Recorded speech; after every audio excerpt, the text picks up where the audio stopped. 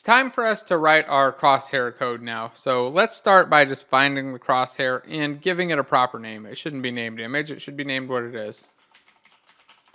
And then we're going to go create a very simple script for this. And I want to talk about it just a little bit because when I, again, first started building UI systems in Unity, I used to build these giant monolithic UI managers. I'd have this UI manager script that had references to all these different UI components. And every time I changed something, I'd go in and change that UI manager. And eventually I'd end up breaking things. Inevitably, I broke things just constantly. Having a big monolithic class, even if it's just for one thing like UI, and pretending that UI is one thing, I guess is part of the problem. But having one big class for that turns into a giant mess, like having one big class for anything does. So what we'll do is go in our scripts folder and create a UI folder. And then in here, we'll just create a simple script and we'll call it Crosshair.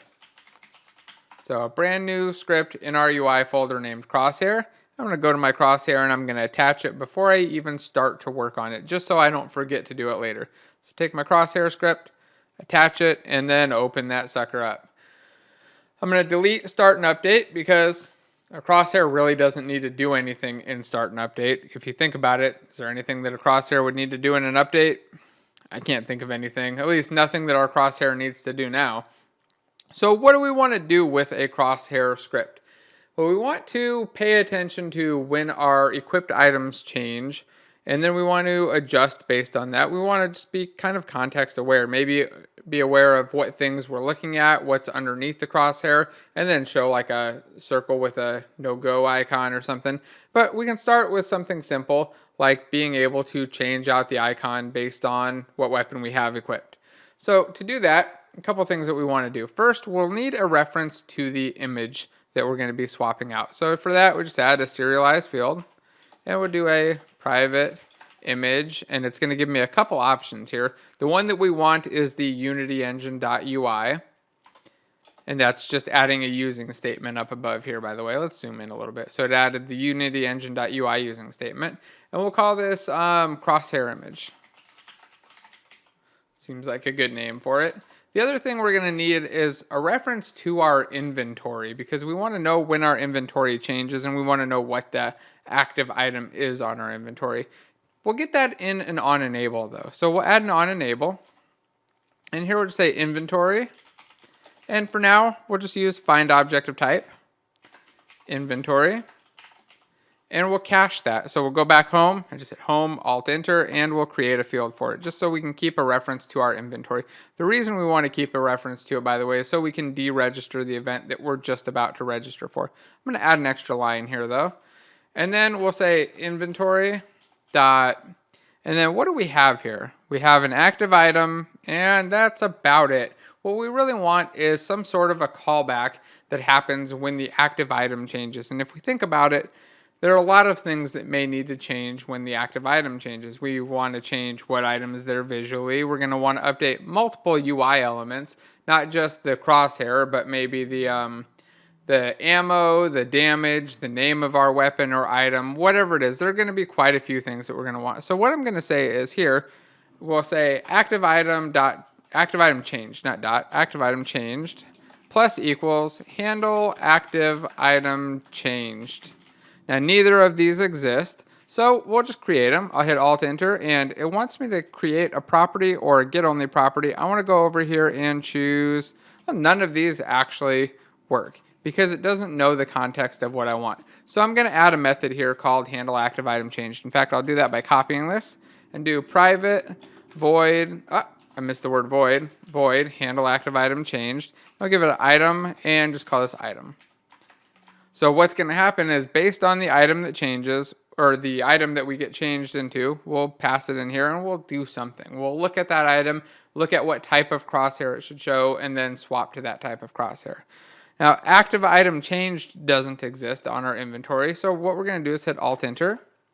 And we have a couple options, create property or create event. I want to create an event.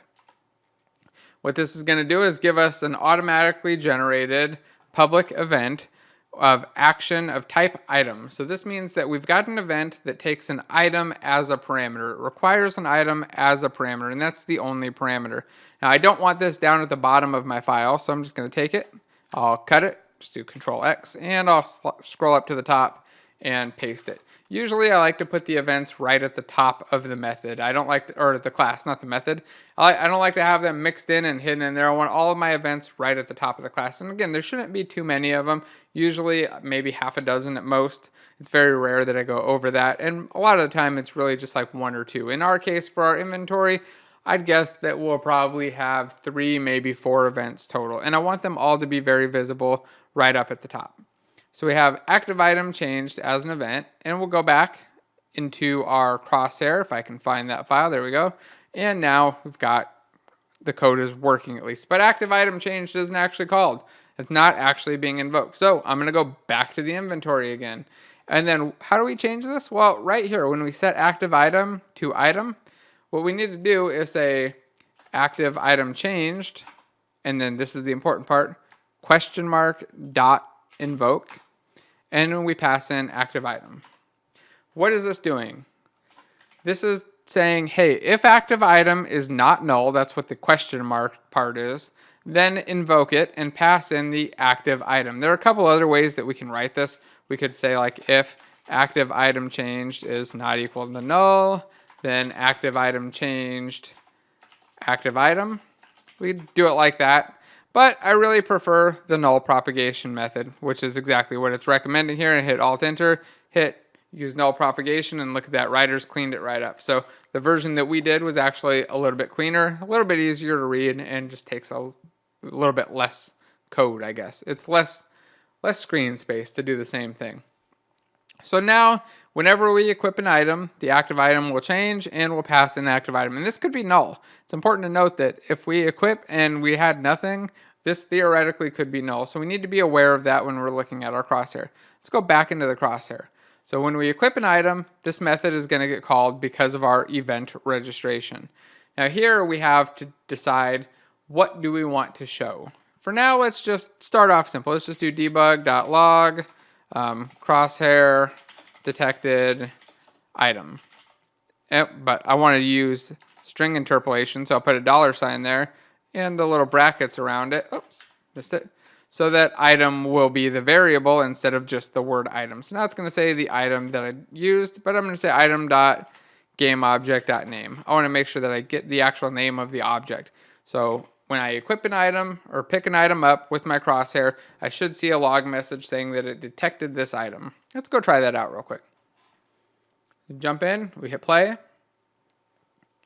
And now notice I don't even have a Crosshair image or anything set up. I'm gonna go to the console and let's run over here, hit it. Oh, I got a log, but my info messages are hidden. So if I click on it, you'll see, hey, Crosshair detected a shotgun. That message is there. Oh, and we've got 2 audio listeners. If you're wondering what that is, it's just because our UI camera has an audio listener. We need to remove that. Why don't we just do that now? Just go to the UI camera and remove that extra audio listener. We don't need to. That's always a problem. Let's save it and get rid of it. Okay, so we've got our event firing. That's working. And we've got the callback. It's coming in. Now we need to actually change the Crosshair image. And we have a couple ways that we could do this. The method that I like for this specific scenario, because we're not going to have dozens or hundreds of crosshairs. Imagine if we have icons, for example, we may have 100 icons, and we want to use a system where designers can just go in and select any old icon relatively easily, and they can change it and customize it for each individual item. In our case, though, we're only going to have a couple of crosshairs. We're not going to have hundreds of crosshairs. So I like to create an enumeration for this. And to do that, we'll just go to the bottom here and say public enum, and we'll call it crosshair mode. And I can think of a couple that are possible options for it, like maybe default or invalid. Let's go with invalid. So this is like the crossed out one where there's no crosshair allowed, right? Or there's no targeting allowed. The one with a line through it. You know what I'm talking about, right? And then we call it maybe let's go with invalid and weapon first, or invalid and gun. I think invalid and gun are good options. So that's what we have right now. We're going to start with invalid, and then we'll go to gun. And as we add more, we can just add more crosshair modes. So what do we do with that? Well, our item is going to have a crosshair mode on it. So we'll go to item, and we'll add a property here. We'll just add a serialized field right at the top. Let's zoom this in too. Say serialized field, private crosshair mode, just like that. And while we're at it, let's get rid of these extra using statements.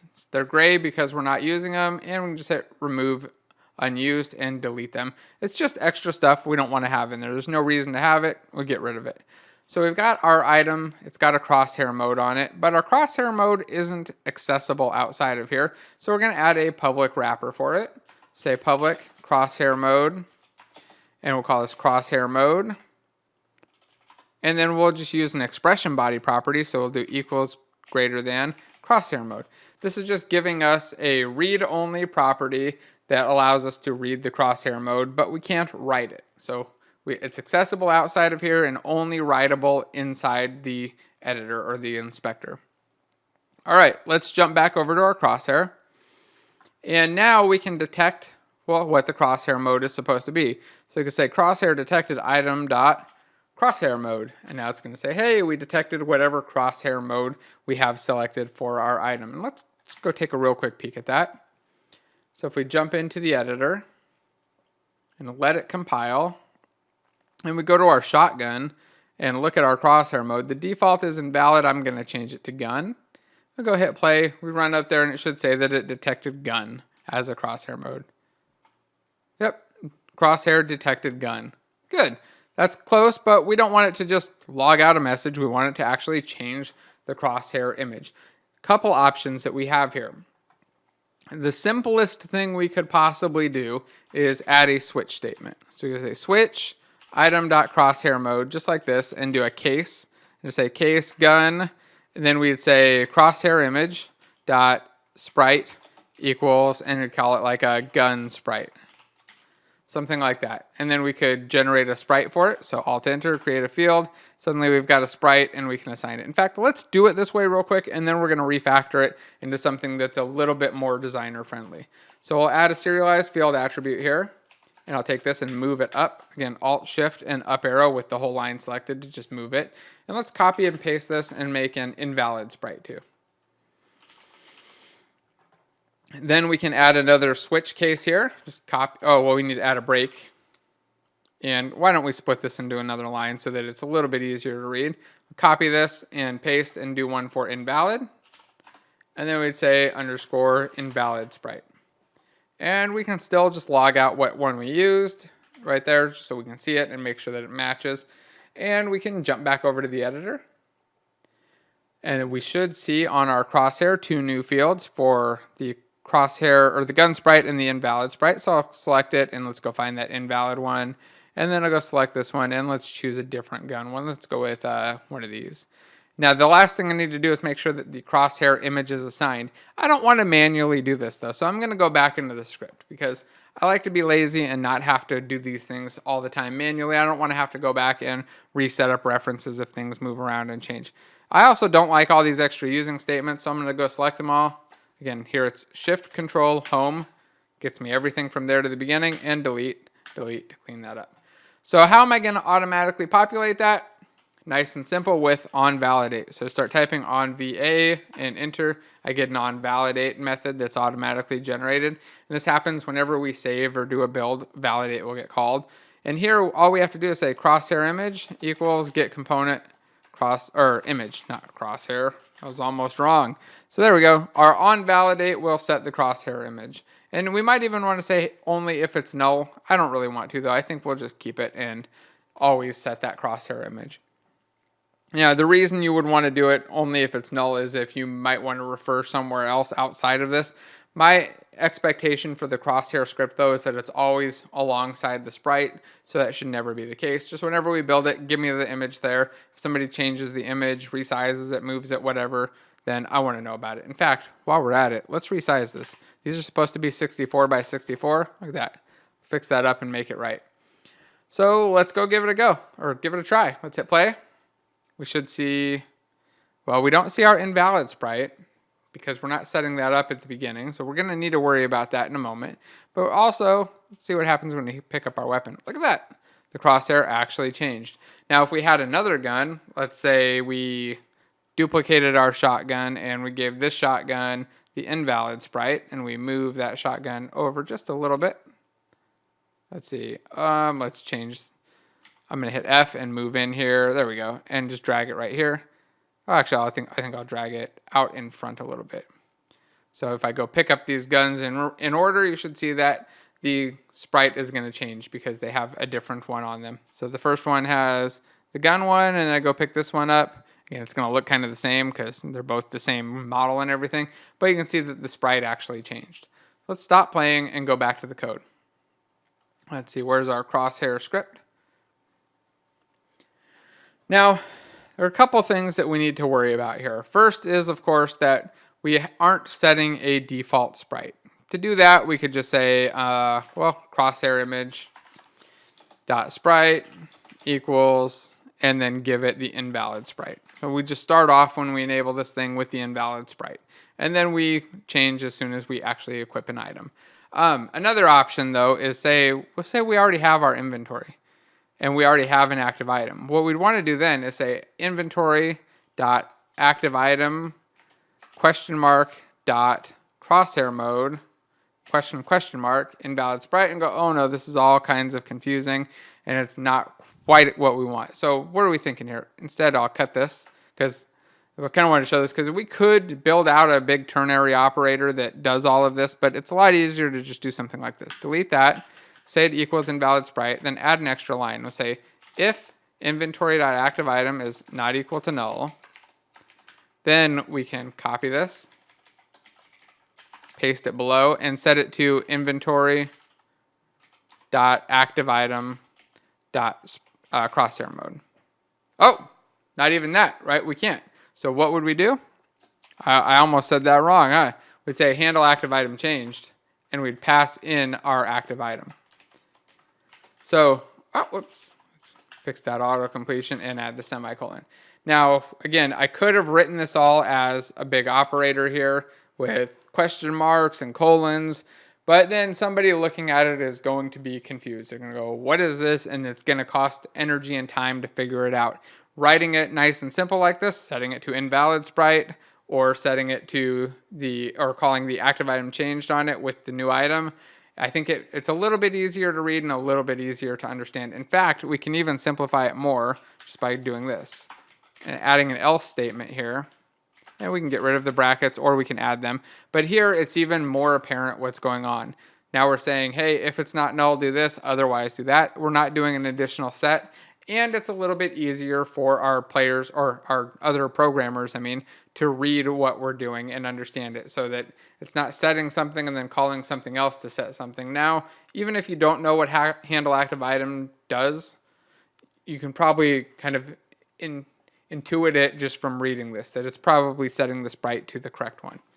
There we go. So now we are setting up our invalid sprite as a default, but I don't like this, because there's an issue. The issue is that our designers can't go in and add new sprites. If we want a new sprite, designers have to come in and say, hey, we want a new sprite. Can you add a new sprite type to it? Put it in the editor, commit it, give us an update so that we can go in and create these, because they're not going to know how to do this. You got to remember, game designers in general are not programmers. They're going to be building the game. They're not going to be writing the code. They're not going to understand the code. So we want to change this up just a little bit. And why don't we just do that now? I was thinking about splitting it out into another section, but I think we'll do it now. No, we'll do it in the next section because I just realized I'm going long and talking for a while. So get this part right, and then right after this, we're going to refactor it and make it a little bit more designer friendly so that it's a lot more extensible and we don't have to come in and make code changes every time we want to add a new crosshair.